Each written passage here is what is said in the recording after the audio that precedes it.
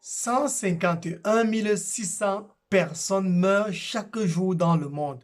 6316 personnes meurent chaque heure dans le monde entier. C'est-à-dire dans n'importe quel pays, dans n'importe quelle ville où il se retrouve, quelqu'un va mourir quelque part, à n'importe quelle heure de la journée. Il y a toujours une personne, un membre d'une famille qui va mourir quelque part par cause de n'importe quoi. Cette vidéo n'est pas dans le but pour venir profiter de la mort de quelqu'un ou bien pour venir profiter d'une occasion ou bien de n'importe quelle situation parce que, par exemple, actuellement, s'il y a la mort de Didier Arafat qui fait vraiment qui chauffe vraiment dehors et à cause de ça, ça fait vraiment mal à tout le monde qui l'a suivi et tout le monde qui le connaît. De reconnaître, oui, on a perdu un grand artiste, quelqu'un qui parlait toujours de quelque chose. Il a prêché, il a parlé, il a créé quelque chose, il a créé un mouvement et ainsi de suite. Mais quand on regarde tout au fond, quand on regarde tout au fond, qu'est-ce qu'on remarque sur la vie? Qu'est-ce que tu peux faire comme conclusion de ta propre vie jusqu'à aujourd'hui? Est-ce que ta vie a été prospère? Est-ce que ta vie a été malheureuse? Est-ce que tu es en train de gagner dans tous les aspects de ta vie? Ou bien il te manque toujours quelque chose quelque part? Peu importe comment est-ce que tu vis ta vie, il y a toujours quelque chose quelque part qui va te manquer. J'aimerais te dire aujourd'hui, mon frère, ma soeur, toi qui m'écoutes aujourd'hui, que le but de la vie n'est pas simplement de vivre du chaque jour, du jour au lendemain, de profiter au maximum, comme on dit soi-disant, il faut profiter au maximum de la vie pendant que tu es encore jeune, pendant que tu as encore les forces. Non, du tout, pas du tout. Le message d'aujourd'hui est basé sur qu'est-ce que votre vie, qu'est-ce que notre vie. On retrouve aujourd'hui, par exemple, tu peux avoir des amis très proches qui ont perdu leur vie. Tu peux avoir des membres de la famille qui ont perdu leur vie aujourd'hui. Le message que j'aimerais te passer déjà, première chose, c'est mes condoléances à toi et à ta famille et à tes amis qui ont perdu quelqu'un. Mais il y a encore une autre chose à savoir. Parfois, le Seigneur prend la vie de certaines personnes dans notre entourage. Il prend la vie de certaines personnes qui nous tiennent à cœur tellement pour que nous puissions revenir à lui. Je prends un exemple où aussi parfois il prend la vie et il donne la vie à certaines personnes. Il prend la vie à certaines personnes pour pour que nous puissions avoir la vie à travers cela. Le simple exemple le plus parfait, c'est la personne de Jésus-Christ. Le Dieu Tout-Puissant, le Père de Jésus, a pris la vie de Jésus afin que tout le monde puisse avoir la vie éternelle. La Bible nous dit que qu'est-ce que votre vie? Et j'aimerais prendre ce passage dans Jacques chapitre 4, vous me permettez de lire Jacques chapitre 4, verset 14 qui dit, vous qui ne savez pas ce qui arrivera demain, car qu'est-ce que votre vie? Vous n'êtes qu'une vapeur qui paraît pour un peu de temps et ensuite disparaît. Notre vie n'est qu'une vapeur qui paraît pour un peu de temps.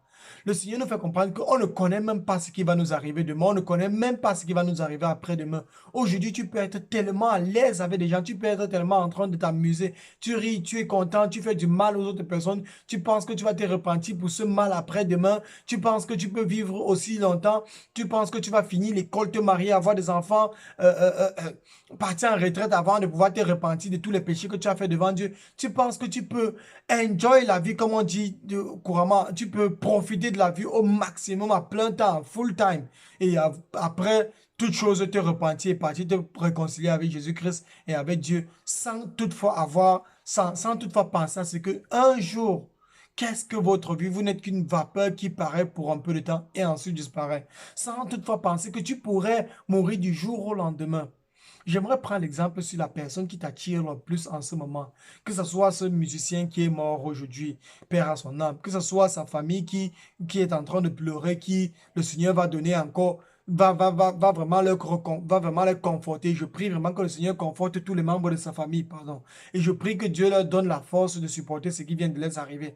Je prie aussi pour toutes les autres familles du monde qui viennent de perdre quelqu'un en cette heure-ci. 6316 personnes meurent par heure chaque jour dans le monde. Chaque jour, chaque heure, il y a quelqu'un qui va mourir quelque part. Et il y a toujours des membres de famille qui vont pleurer et qui vont se lever. Un jour, un matin, tu vas te lever. Un jour, un matin, tu vas te lever. Quelqu'un le plus proche de toi serait mort. Et un jour, c'est quelqu'un qui va te retrouver, toi qui m'écoutes aujourd'hui, qui sera mort. Le diable a fait de manière à ce qu'on ne puisse pas s'attarder sur le sujet de la mort. Quand on se dit, oui, on ne se dérange pas, qu'on ne cherche jamais à écouter, à savoir ce qu'on va savoir sur l'affaire de la mort. On ne veut jamais savoir ce qui va se passer, si on va mourir ou bien on ne va pas mourir. Mais la Bible nous fait comprendre que c'est une chose très sûre et certaine, qu'il est donné à tout homme.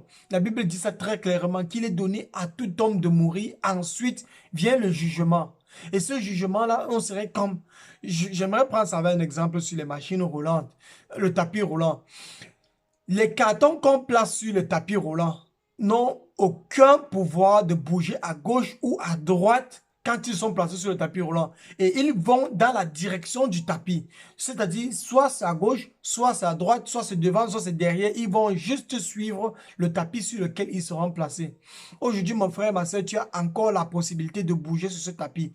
La vie est trop avant. La vie avance. Peu importe. Si tu veux, tu dors chaque jour. Si tu veux, tu fais comme tu veux faire. La vie va avancer. La vieillesse arrive tout droit en pleine force vers toi. Que ce soit la vieillesse, que ce soit la mort qui va venir, ça arrive en pleine force et en pleine vitesse sur chacun de nous sur la terre-ci.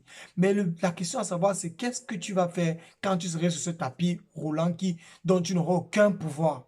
On a le pouvoir actuellement, même si tu ne crois pas en ce que je suis en train de te dire, tu as encore le pouvoir actuellement de faire quelque chose sur ta vie, sur ta destinée, sur l'éternité que tu vas passer, avec qui tu vas passer l'éternité. J'aimerais juste nous attarder sur la personne avec qui est-ce qu'on va passer notre éternité. Est-ce que tu vas passer ton éternité avec Jésus ou est-ce que tu vas passer ton éternité loin de Jésus-Christ? Regardons la vie de cet artiste, il faut vraiment être réel. On ne juge pas, même comme la Bible nous montre comment est-ce qu'il faut juger et non nous interdit, ne nous interdit pas de juger. Mais j'aimerais juste qu'on prenne une force, une balance et regardons la vie de cet artiste, regardons la vie, nos propres vies à nous-mêmes parce que nous ne sommes pas différents de lui. La Bible dit dans Romains chapitre 10 que tout homme est pécheur, Romains chapitre 3, tout le monde est égaré, tout le monde est pécheur, que nos pensées, nos désirs, notre volonté nous poussent uniquement à faire le mal. Et une fois que tu reconnais que dans tes pensées les plus profondes, tu as cette envie de faire le mal, tu reconnais directement que la Bible a raison sur ce point.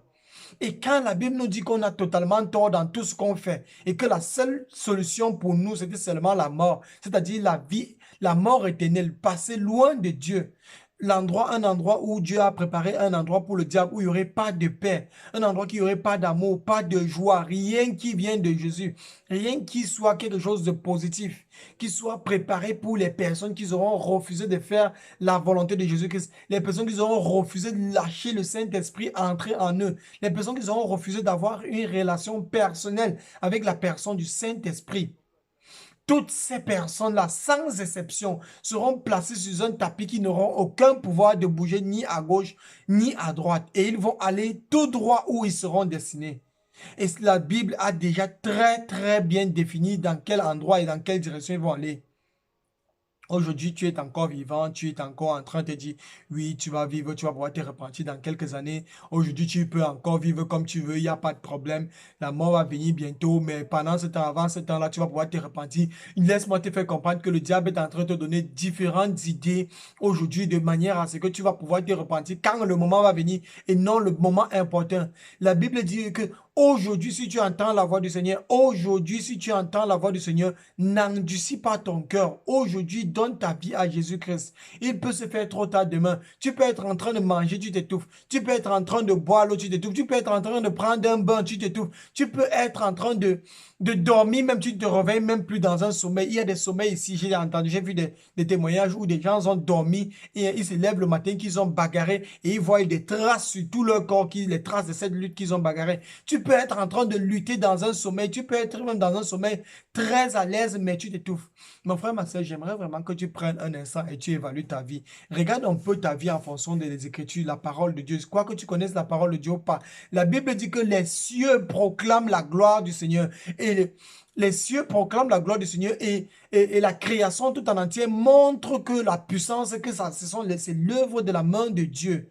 Si toutes ces choses-là qui sont là dehors sont vraiment la gloire de Dieu, montrent la puissance du Seigneur Jésus-Christ. Mon frère, ma soeur, toi-même quand tu es dans ton coin seul, tu reconnais très bien qu'il y a des moments que tu es vraiment tu as vraiment dérangé dans ton caractère. Tu reconnais que tu n'es pas en relation amoureuse avec le Seigneur Jésus-Christ. Mon frère, s'il te plaît, aujourd'hui peut être ton dernier jour, comme ça se passe pour certaines personnes. Tu peux être très à l'aise aujourd'hui en train de rire, en train de voir ce message, en train de dire que oui, il n'y a rien, il n'y a aucun problème. Mais demain pourrait être vraiment trop tard.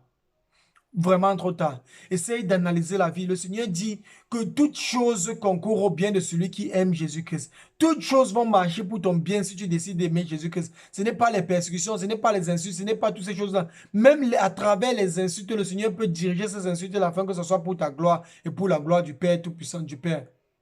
Donne ta vie à Jésus-Christ aujourd'hui. Demain pourrait vraiment être très tard. Vraiment, vraiment, vraiment être très tard. Et que Dieu te bénisse, que Dieu te donne la force de suivre sa volonté et que Dieu te donne la puissance de marcher selon sa parole jour et nuit, peu importe la difficulté que ça va te prendre, que Dieu te donne la force de faire sa volonté jour et nuit. Au nom de Jésus, sois béni.